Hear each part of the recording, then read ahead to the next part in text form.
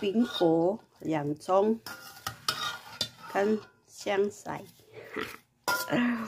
Yahoo! Hi guys, gagawa na naman tayo ng salad.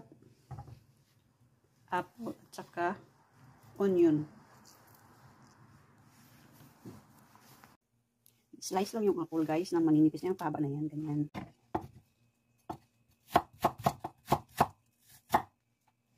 Ganito lang siya kaliliit guys. Mahaba, pahaba.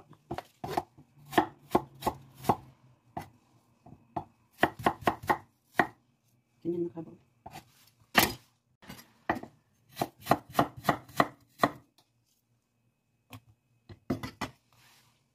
Saka itong onions guys. Mahirapan tayo dito ngayon kasi magluluha na yung mata natin dito. Magluluha talaga mata pag onion ang hinihiwa.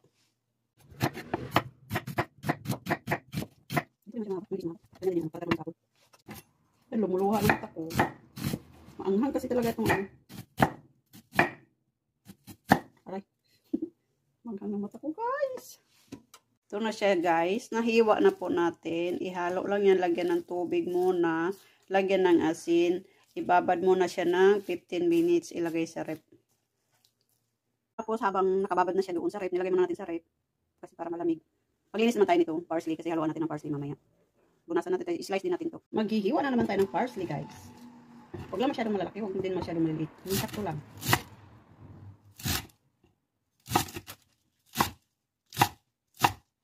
Ganito lang kahaba oh.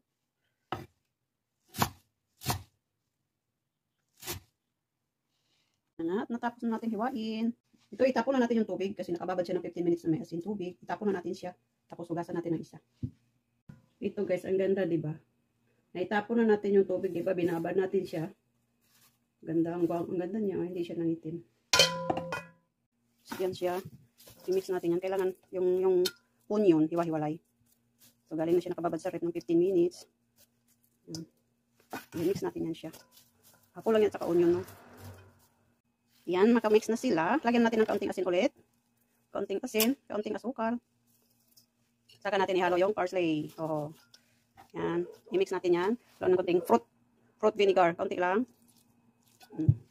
White vinegar. Okay. Yan, i-mix na natin. So, ganito na yung kinalabasan niya, guys.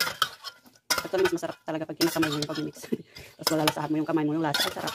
Kinamay ko na yan. Haluin lang natin ulit. Dapat iwa-hiwalay yan. Dapat yung ano, magkahiwalay yan dapat. Yan, ihiwalay natin. O, diba guys, ang sarap. Gusto ka na naman ito nila mamaya. Tikman naman. Maghahalo yung